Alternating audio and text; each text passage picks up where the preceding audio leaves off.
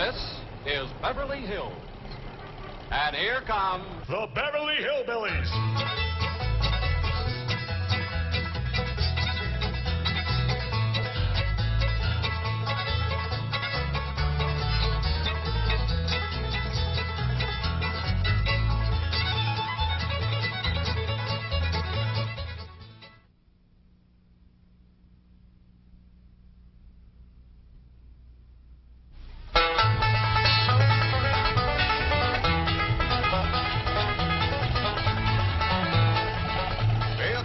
Let's find that house we bought.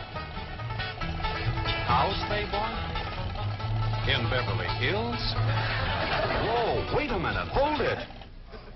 How could a bunch of hillbillies possibly buy a mansion like this?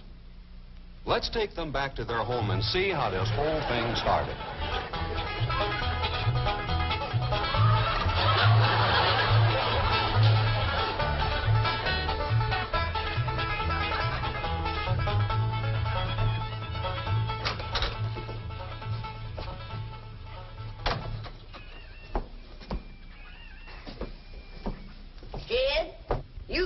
Something about that young'un of yourn.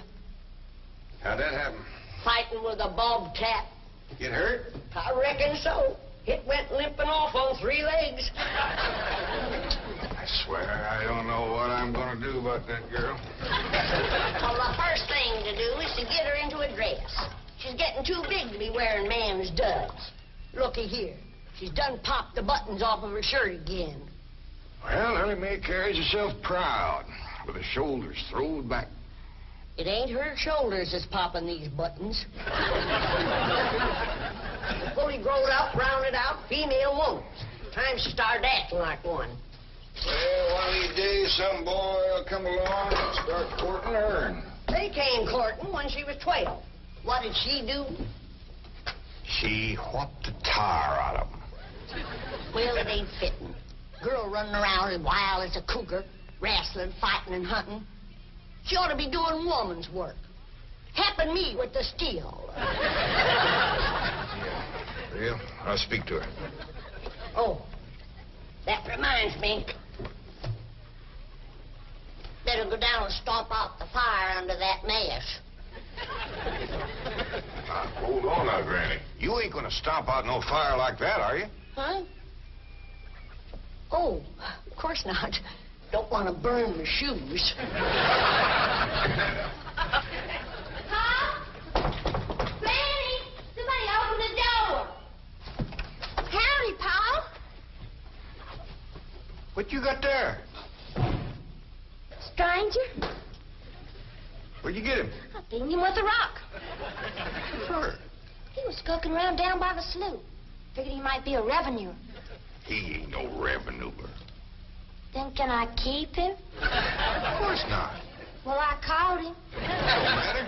Well, he won't be no trouble. I could keep him out in the smokehouse. Ellie Mae, you can't keep people like they were dogs and cats. Ooh. Ooh, ooh, ow, ooh, that's hard.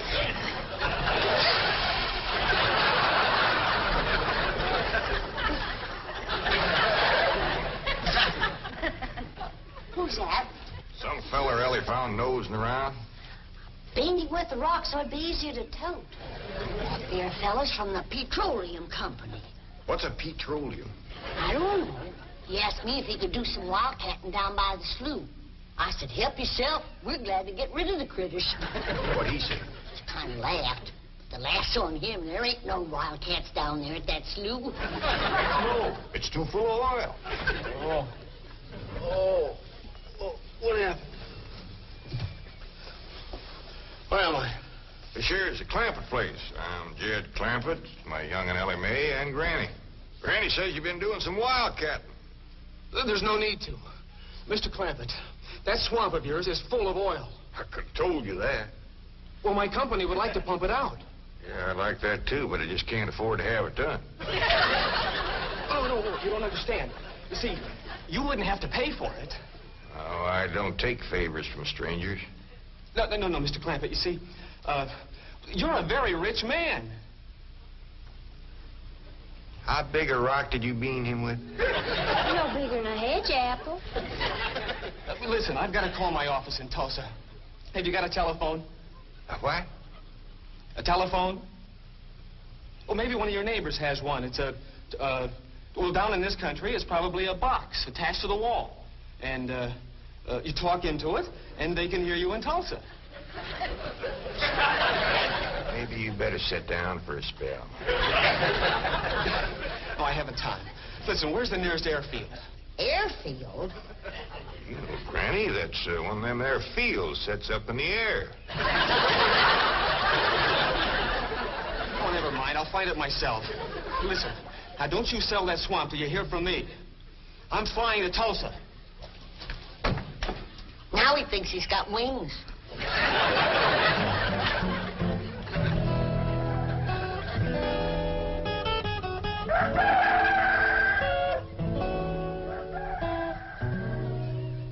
Morning, Granny. Watch them buttons, child. Granny! Them pigs of yours got into the corn. Did they drink much? I reckon they did. This here little fellow was kicking blue blazes out of the mule. That's the trouble with razorbacks. They such a mean drunk.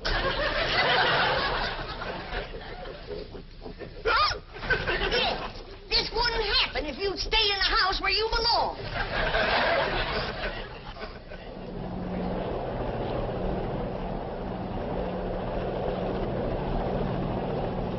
There it is, Mr. Brewster. On the tests and surveys, I'd say that's going to be one of the richest pools since East Texas. News like this is bound to get out. Let's go down and get Clampetts' name on a deal.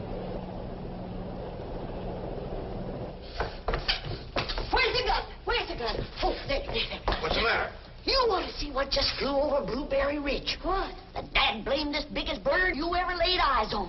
Probably just an overgrown chicken hawk. Chicken hawk, nothing. That thing could make off with the hog. Hurry up, put that gun together. No room to land near the cabin, Mr. Brewster. It's too rocky and hilly.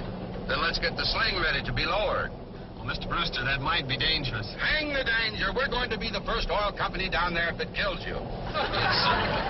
Me? Don't worry. If it's safe, I'll follow you. Granny, I see it. There it is. Land of mercy, look at that. What you doing, Granny? That thing's only got one claw, but danged if it ain't grabbed up a man. Hurry, Pa, it's my stranger.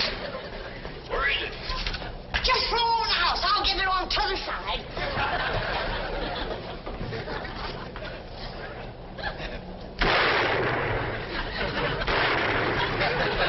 You feeling, Granny?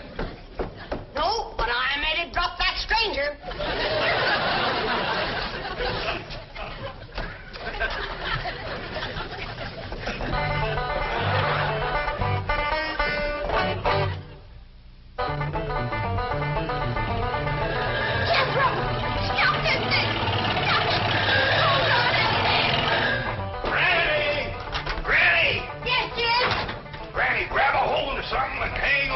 Cousin Pearl and that overgrown son of hers is headed right for the cabin in that old truck. Heaven protect us.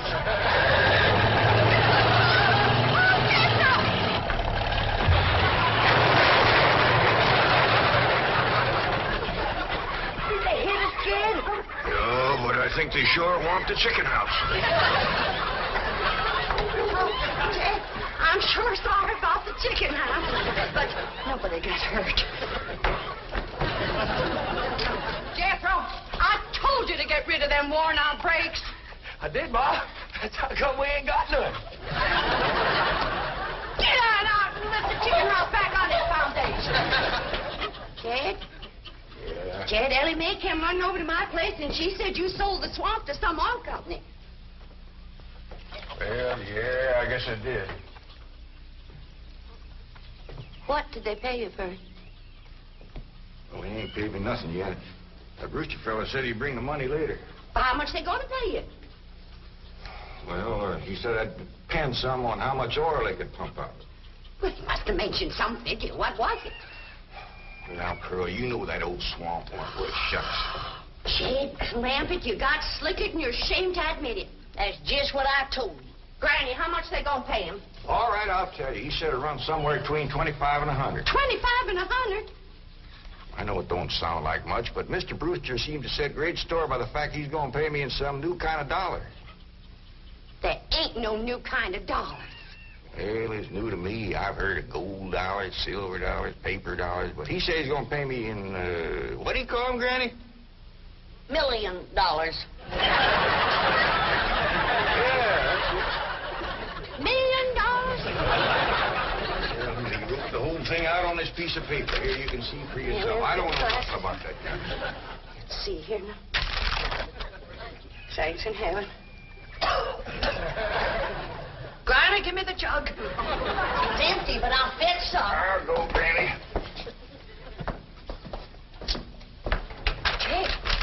Jed, you're a millionaire. A millionaire. Yeah, that's what that Brewster fella kept calling me. I didn't know just how to take it. You meant you're rich. Me? The richest man in these hills. Maybe in the whole state. Oh, Jed, you can have anything you want. Do anything you want. Go any place you want. Yeah, that's another thing he kept saying. He said he reckoned I'd be moving away from here soon. What do you think, Pearl? You think I ought to move? Jed, how can you even ask? Look around you. You're 8 miles from your nearest neighbor. You're overrun with skunks, possums, coyotes, bobcats. You use kerosene lamps for light. You cook on a wood stove, summer and winter. You're drinking homemade moonshine, washing with homemade lye soap. And your bathroom is 50 feet from the house, and you ask, should you move? Yeah, I reckon you're right.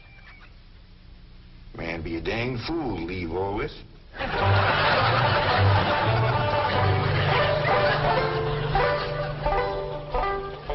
Oh, there you are, Jed.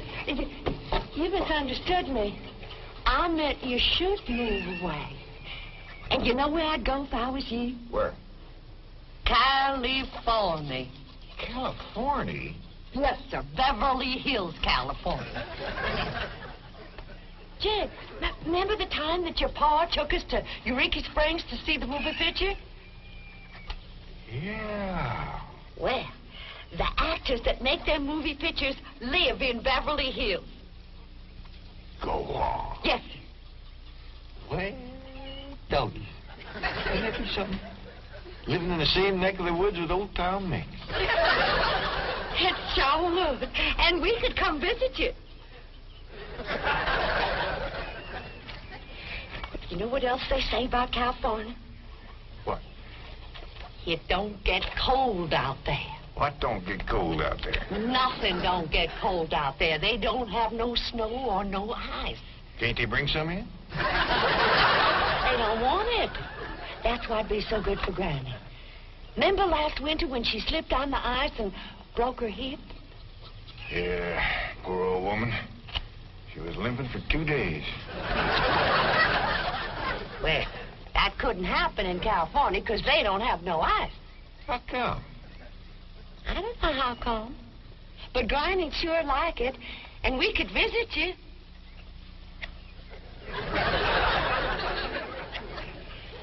You know what else they say about California? Maybe Jethro know how come there's no ice. He's going to school. We could ask him. Jethro? Yeah, Ma. Come on over here. Speaking of school, Ellie Mae could get herself a fine education out there in Beverly Hills. Yeah, Ma? Your rich uncle's got a question he'd like to ask you. What rich uncle, Ma? Your rich Uncle Jade. Jethro? How come there's no ice in California? Don't look at me. I didn't take it. Big dumb. Well, I didn't, Ma. Oh, get out of here. Well, you always do. I don't know. I was saying, Jed, folks claim California's got it all beat. Why, things grow twice as big out there. Jethro would be a whopper, wouldn't he? he could help you move. He's awful handy at lifting and toting, and he could drive you out in my truck. I tell you what, Pearl. I'm going to have to study on this. When that Brewster fella comes back, I'll ask him what he thinks. Well, your cousin is right about that, Mr. Clampett. Beverly Hills is a choice residential area, and lots of millionaires do settle there. Folks like me, huh? Well, millionaires. And movie stars, too. Oh, yes, yes. Is Tom Mix there? No, I'm afraid Mr. Mix is dead.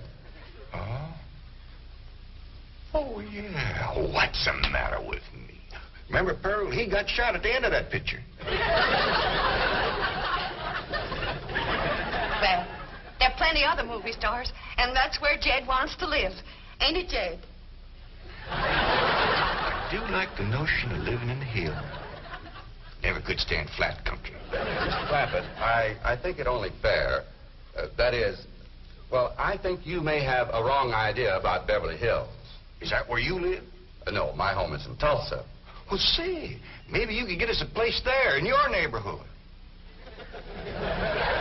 Mr. Clampett, let's not beat around the bush. You will love Beverly Hills. Then that's it. Can you steer Jed onto a good place? No, I can get the bank out there to handle it for him. He'd like a nice big place with plenty of room for his kinfolk to visit him. I would like a nice, roomy place if I could afford it. Oh, Mr. Clampett, with your money, you can afford the Taj Mahal. Okay, I'll take it. Well, no, you see, I was just making a little joke. Oh, well, go right ahead. Well, you see, the Taj Mahal is in India.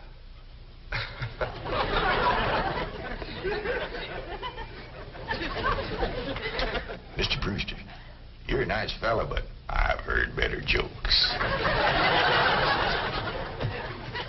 Is the foreigner staying to supper? I'm ashamed to say I ain't asked him. How about it? Oh, I don't think so. Oh, no trouble. What you cooking tonight, Granny? Mustard greens and possum innards. Mm-hmm. Did you hear that, Mr. Brewster? Very clearly. Want to change your mind? Not this time. Well, if you should happen to come back tomorrow, we'll be having leftovers. That's the thing about possum innards. He's just as good the second day.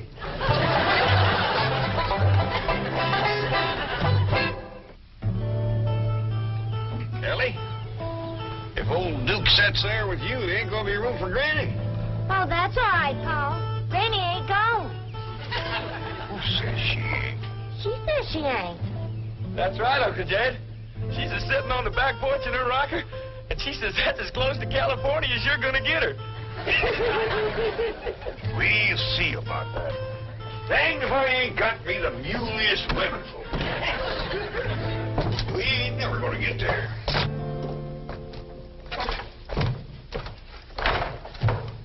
Now, what's all this nonsense about you ain't going to California? Ain't no nonsense to it. If the good Lord had wanted me in California, he'd have put me in California. Maybe he's just getting around to it. The book says he moves in mysterious ways. Well, if he moves me, I'll go. But you and Big Jethro ain't a budging me. Granny, this here Beverly Hills sounds like the kind of place you'd like. That Brewster fella says they got smogs out there. What's a smog? Well, me and Jethro figured out that's a small hog. And you heard what Pearl said. He ain't got no snow on, feller. Has bought us a house in them Beverly Hills. He sent our $25 million to look out there. Well, you just chase on out after it. I'm staying right here. And I ain't afeared neither. Granny, I ain't leaving you here alone. And I ain't a budging out of this rocker.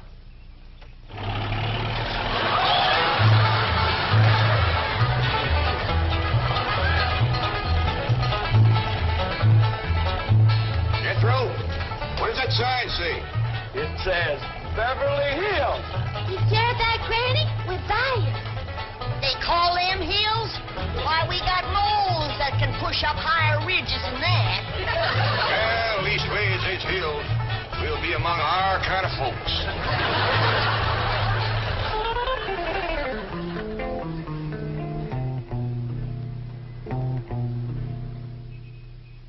deposit of $25 million to the account of J.D. Clampett. J.D.? As in Rockefeller. Elevates us to third position in capital assets and assures our bank of... Come in. Oh, I'm sorry to interrupt, Mr. Drysdale. All right, Taylor. Well, are we all set to give the Clampetts a red carpet reception? Well, I'm afraid Mrs. Drysdale still isn't too happy, sir. Yes, I know. Oh, my wife is very upset that I got the estate next to ours for the Clampetts. Says I don't even know what kind of people they are. Do you? I know to the dollar what kind of people they are. They're my kind of people. Loaded. Taylor, have the gardeners got the grounds in order? Yes, sir. But I'm afraid that's another thing your wife was upset about. Oh? Well, you see, your gardeners have been working on their lawn all week. Why, they've mowed it, trimmed it, fed it, clipped it. I don't care if they lather it and shave it. This is the most beautiful mansion in Beverly Hills. I want every square inch of ground within those walls in apple pie... Yes? Oh, hello, Margaret. No, dear, I'm very What? Oh, good heavens, did you call the police? I'll be right there. What happened? The Clampett estate is being invaded by a band of outlaws. Invaded? Yes, they're holding the gardeners at gunpoint.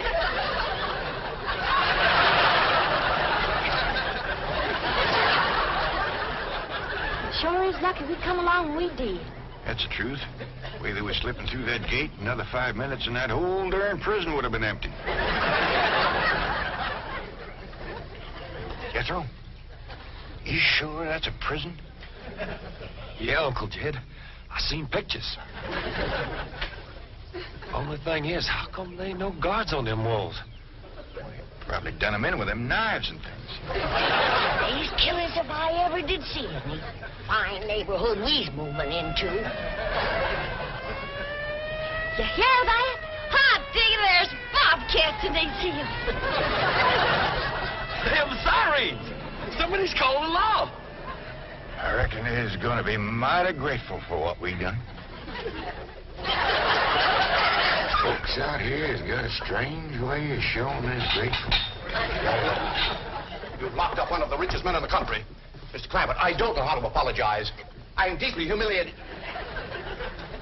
What have you cutthroats done with J.D. Clampett? I'm Jed Clampett, and I'd appreciate it if you'd let go of my Sunday shirt.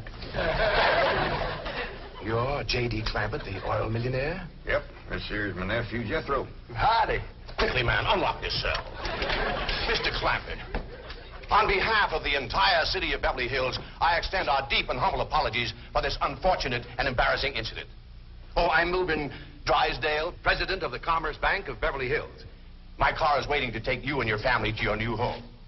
We want you to know how happy we are to have you, your handsome nephew, your lovely daughter, and your beautiful mother.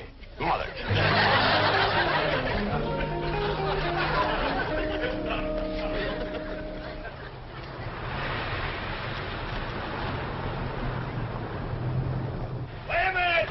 Stop this car! Mr. Drysdale, you tricked us. You just took us out of jail so you could bring us back up here to prison. Head for the hills, everybody! No, wait! Come back! It's not a prison, it's your home! Now, wait! Mr. Clampett, listen to me! Wait! Come back! Friendly!